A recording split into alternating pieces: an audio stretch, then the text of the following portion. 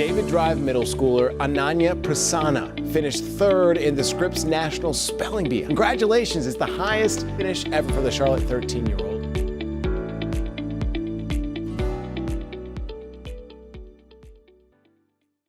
Thank you, Ananya, for being here. And obviously, congratulations on your huge accomplishment. You definitely did us proud as a chapter. So first question right off the bat, how long have you been doing Spelling Bee? I've been doing the spelling bee since I've been in second grade. Second grade. Okay. And where did that start? Like where was your first Spelling Bee? NSF. Okay, NSF. Tell me a little bit more. Tell me a little bit about that. How was your experience with it? So the first chapter I started in NSF was the Omaha chapter in Nebraska, and me and my friends just wanted to enroll into this competition, and all my friends were doing it, and I wanted to participate in it too because I didn't want to be left out. But after that, I participated, got past the written and oral rounds, and then I didn't even study because my parents had enrolled me just like a few days before the bee. And then I got second place. And then I realized that, oh my gosh, this must be something that I'm really good at. So that's when I realized that I had a potential for spelling. So was that the moment when you got second place where you're like, okay, I'm gonna seriously take this seriously and then try to go forward? That's really, really cool.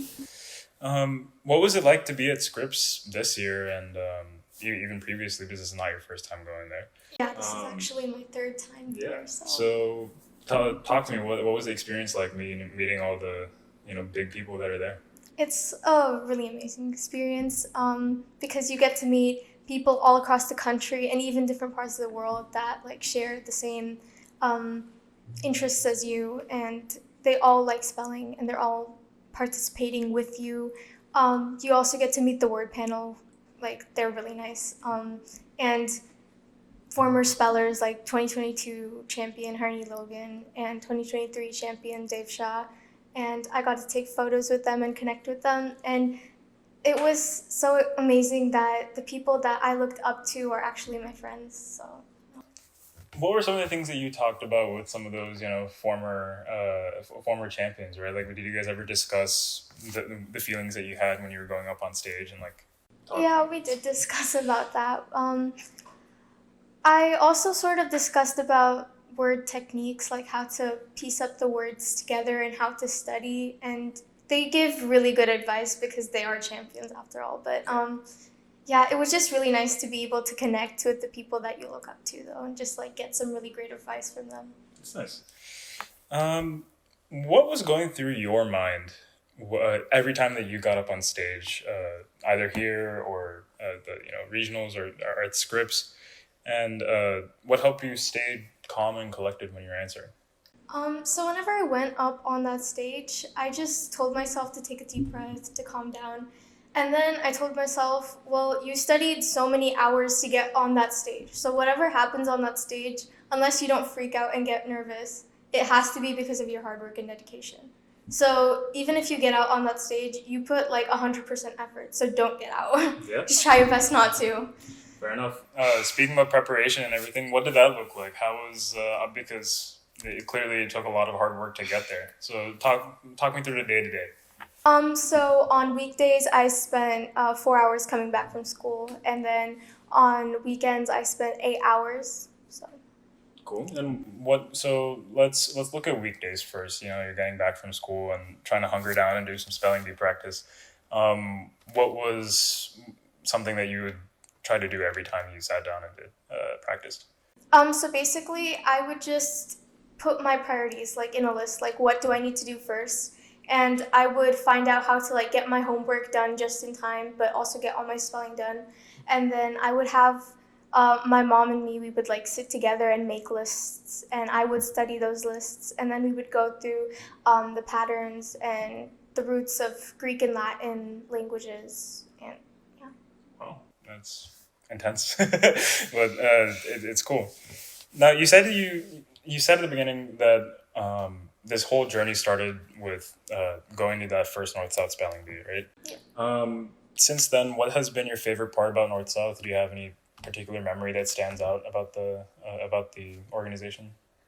So what I love about North South Foundation is that it's just like a platform that not only allows you to like learn spelling and like improve your spelling skills, it also allows you to connect with so many people.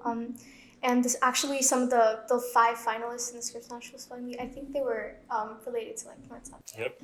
And it was just so nice being able to connect to this community.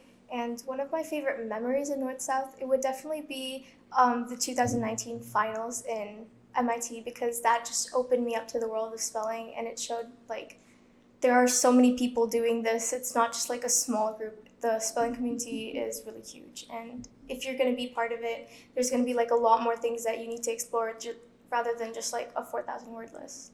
Yeah, I think the community is one of the biggest parts that makes North South special in that way, is that it's all those kids are kind of having the same sort of vision that you did, right? And we're trying to go to a competition, you meet all these other kids who are doing the same thing, and it's pretty inspiring. It's nice. What was your favorite thing that you learned while studying for the spelling bee in general, either North South or for Scripps? And is there something unexpected that you ended up learning that you never thought would come out of just studying how to spell words? So something that I learned in spelling was how to be sportive and to learn from defeat.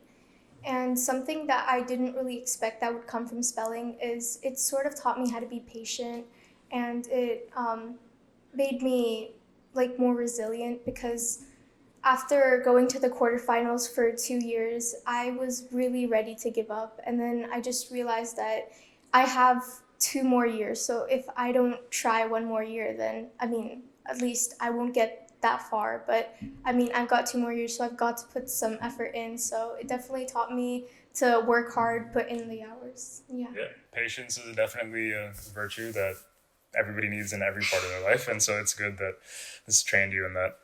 How has prepping for the spelling bee helped you outside of the context of the spelling competitions themselves?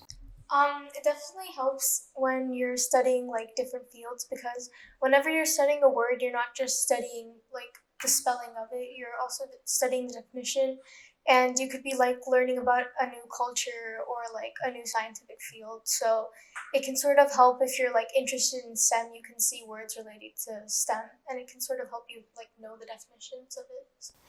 Speaking of those other interests in STEM and things like that, do you have any hobbies or special interests that you want to talk about? Anything that you're interested in for the future? And what sort of big goals do you have outside of spelling bee? So one of my favorite hobbies is Kathak. I also play piano and I draw as well. And big goals that I have for the future is definitely going to be volunteering for NSF. Oh, fun. Nice. And definitely getting a degree in Kathak in the future, and taking up science bowl for next year. Oh, that I would welcome the science bowl commitment. That would be awesome. Speaking of science, what's your favorite subject in school? Is it science? Is it ELA? Science and math. I can't decide between them. Gotcha. Cool. And what do you think you want to be when you grow up, outside of a professional Kathak dancer, which would be awesome? Something in STEM, definitely. Something in STEM. Leaving it up to the open. I like it. Last question here. What advice do you have to all of the other aspiring spellers younger than you right now, who are dreaming of achieving something as big as you have? You definitely need to be willing to do spelling. Like, firstly, it shouldn't be like something your parents are forcing you to do, because they really want you to be like so-and-so or like some speller that won in the Scripps National Spelling Bee. And you have to definitely work hard for it. You have to put in the hours. You have to put like a lot of hours. You have to study all the resources you can. And if you definitely don't like it, you can't really expect to come far, because you'll only work for something if you really love it. Like, it has to be your passion in order to work for something. So, yeah. Nice. Well, it's pleasure talking to you, and thank you. Thank you so much. Thank you for watching this video. For more information and to learn more about the North South Foundation, please visit our website at northsouth.org.